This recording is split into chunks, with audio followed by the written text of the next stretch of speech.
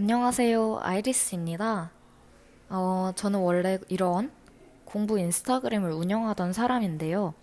앞으로 유튜브에서 브이로그, 학습 콘텐츠, 아직 뭐가 될진 잘 모르겠지만 다양한 콘텐츠를 통해 여러분을 만나볼 예정입니다. 원래는 그래서 첫 콘텐츠도 브이로그를 생각했었는데 벌써 수시일반 전형 면접이 다가온다는 얘기를 듣고 이렇게 면접 관련 콘텐츠로 여러분을 찾아뵙게 되었습니다. 오늘 영상은 화면이 거의 없기 때문에 소리만 켜두고 라디오처럼 들으셔도 무방하실 것 같습니다. 그러면 얼른 수시 면접 얘기로 들어가 볼까요? 서울대학교 수시 일반 면접은 간단히 생각해 재심은 면접입니다. 사실 다른 과는 어떤지 잘 모르겠는데 자전은 확실히 그래요. 그래서 아마 모집 요강에 심층 면접이라고 나와 있다면 다들 생기부나 자소서에 대해선 물어보지 않는 재심은 면접일 거예요. 그래서 딱히 생기부나 자소서에 대한 걱정은 하지 않으셔도 괜찮습니다. 특히 자유전공학부 같은 경우엔 인문, 사회과학, 인문수학, 자연수학 이렇게 네 가지가 있는데요. 아시겠지만 인문수학은 필수고 나머지 세 개 중에 한 영역을 학생이 골라서 보게 됩니다. 그러면 바로 면접 준비 과정 이야기로 넘어가 볼까요?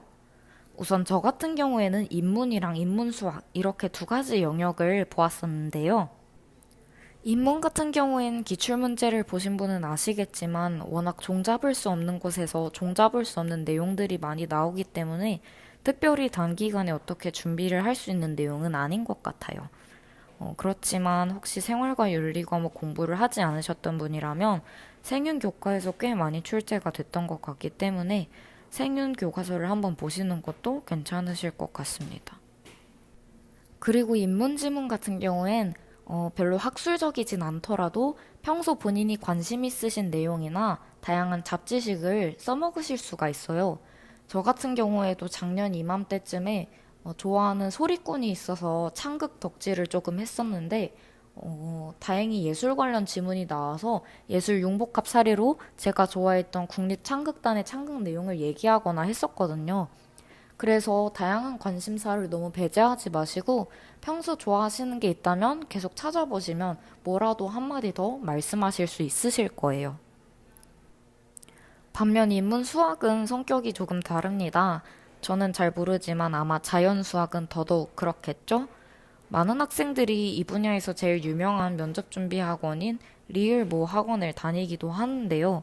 저도 그 학원에서 추석 특강 그리고 파이널 특강 5회 중에 2회를 수강했습니다. 파이널 특강을 다 듣지 않은 이유는 생각보다 도움이 안 된다고 느꼈기 때문인데요.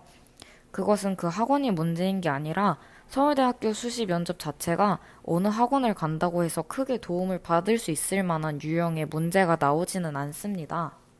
그래서 19학번 분들은 며칠 남지 않은 이 시점에서 학원을 다니고 계시다면 그냥 계속 다니시면 될 것 같고요. 지금 학원을 다니고 계시지 않은 분들은 너무 불안해하실 필요 없으실 것 같습니다.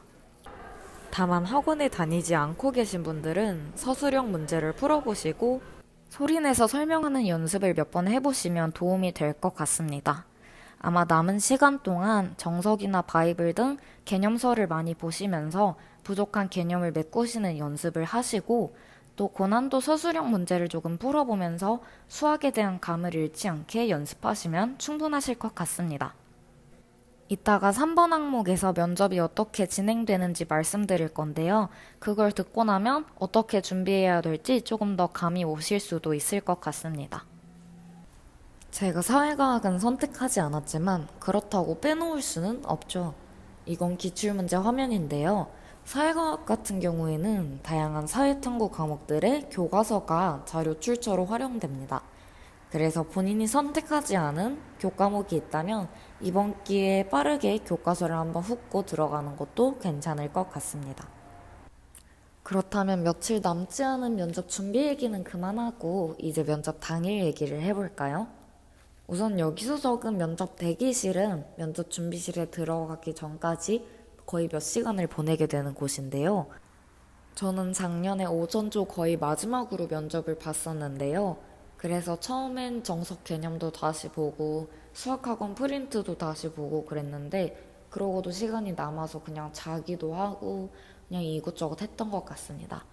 그래도 본인 순서가 몇 번째일지 모르고 그런 자료를 아예 안 들고 가면 조금 민망하고 조금 걱정될 수 있기 때문에 자기가 공부했던 자료를 조금 들고 가서 아침에 좀 더 보는 것도 괜찮을 것 같습니다.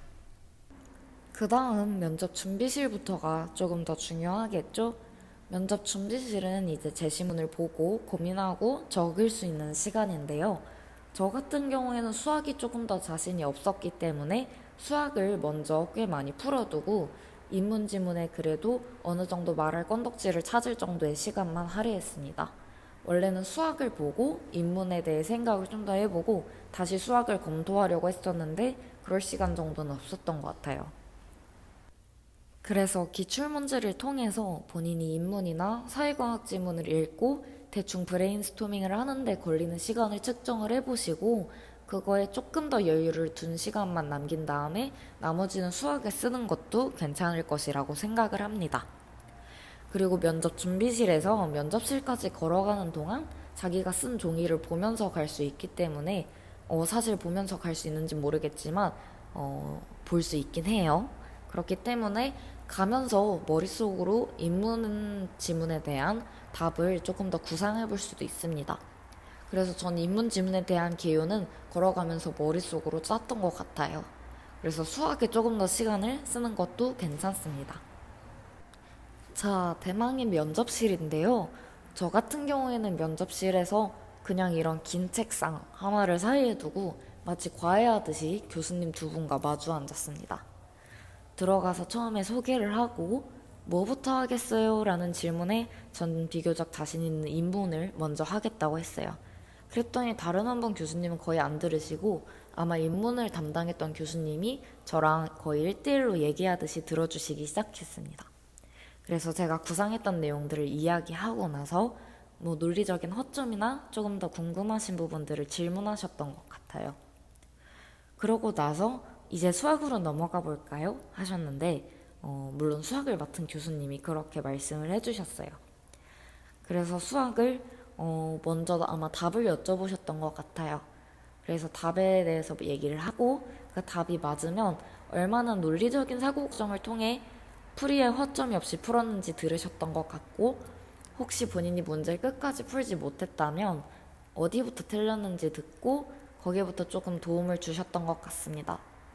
이건 학생들마다 다른데 저는 작년에 면접관님한테 수학 질문 도움을 꽤 많이 받았어서 그 힌트를 통해서 시험실 안에서 많이 풀었던 걸로 기억을 해요. 그래서 아마 문제가 너무 안 풀리는 분들이 있으면 면접관님께 힌트를 조금 요청해 보셔도 괜찮을 것 같습니다. 분위기는 너무 엄하지도 그렇다고 아주 유하지도 않은 그냥 어른이랑 대화하는 정도의 분위기라고 생각하시면 될 것 같아요.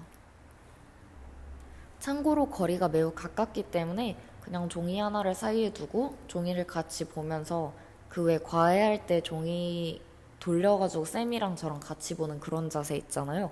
그렇게 해서 교수님이랑 얘기할 정도로 굉장히 가깝고 편한 환경입니다. 뭐 분필에 적어서 발표하거나 그런 느낌은 아니에요. 자, 그러면 마지막 전해주고 싶은 말로 넘어가 볼까요? 사실 아까 3번의 마지막에 조금 힌트가 숨겨져 있었는데요. 그래서 이런 환경이다 보니까 발성을 또박또박 해야 한다거나 자세를 엄청 아나운서처럼 해야 눈에 띈다거나 그런 말은 전혀 신경 쓰지 않으셔도 됩니다. 그냥 조금 학술적인 대화를, 조금 논리적인 대화를 주변 아는 어른이랑 한다고 생각하시고 편안하게 말씀하시는 게 더 좋을 것 같아요. 두 번째는 다양하게, 엄밀하게 라고 얘기했는데요. 인문지문 같은 경우에는 다양한 생각들이 떠오른다면 어느 정도 다 뱉어주시는 것도 좋을 것 같습니다. 예를 들어서 이 문제랑 관련해서 내가 읽었던 고전적인 텍스트가 생각난다든지 수업 시간에 읽었던 참고 자료가 떠오른다든지 하면은 그걸 말해서 감점될 이유는 전혀 없기 때문에 최대한 많이 끌어오는 것도 나쁘지 않아요. 그렇지만 물론 그 안에서 논리적인 통일성은 있어야겠죠. 그래서 인문이라고 해서 계율을 안 짜도 되는 건 절대 아니고 혹시 제 방식대로 하시다가 면접 준비실 안에서 계율을 다 못 짜셨다면 꼭 가는 길에라도 계율을 짜주시기 바랍니다. 그렇지만 수학은 조금 다르죠? 물론 수학도 어느 정도 다양성이 있으면 좋습니다. 예를 들어서 당연하다고 생각했던 사고 과정에 무언가가 빠져 있을 수도 있죠. 그럴 때는 관련된 정리, 무슨 법칙 이런 것 중에 하나가 있지 않나 막 던져보시는 것도 괜찮습니다. 어쨌든 수학은 조금 더 엄밀하게 사고해 주실 필요가 있는데요. 이게 시험장에 들어가면 생각이 안 날 수도 있기 때문에 문제를 풀 때부터 옆에 뭐 평균값, 사이값 이런 용어들을 같이 적어주시는 것도 좋을 것 같습니다. 수학은 사실 답을 맞히는 게 더 중요한 것 같긴 한데요. 그래도 과정에서 이런 엄밀함이 있으면 더 좋은 점수를 받을 수 있을 것이기 때문에 기왕이면 이런 엄밀함도 같이 챙겨주시면 좋을 것 같습니다. 또 수학 문제 같은 경우에는 면접실에 들어갈 때 반이나 한 3분의 2 정도만 풀어서 들어간 학생들도 많아요. 들어가서 마저 풀 수도 있고 또 전부 다 못 풀고 면접실을 나오는 경우도 많기 때문에 너무 걱정하지 마시고 그냥 자신 있게 내가 어려우면 남들도 어려울 것이다 생각하고 풀어주시면 될 것 같습니다. 이거랑 관련해서 드리고 싶은 마지막 말씀이 바로 붙을 놈은 붙는다인데요. 자전은 그리고 저희 학교엔 정말 다양한 사람이 많고 그 중에는 뭐 면접을 죽 썼다는 사람도 있고 자기가 왜 들어왔는지 모르겠다는 사람도 많습니다. 그렇지만 어느 정도 붙을 놈들은 항상 붙어왔거든요. 그런데 지금 시점에선 자기가 그 붙을 놈인지 아닌지 모르지 않습니까? 그러니까 그냥 나는 붙을 놈이다. 그리고 붙을 놈은 붙는다. 이런 마음가짐을 가지고 남은 며칠 그리고 면접 당일 보내시면 될 것 같습니다.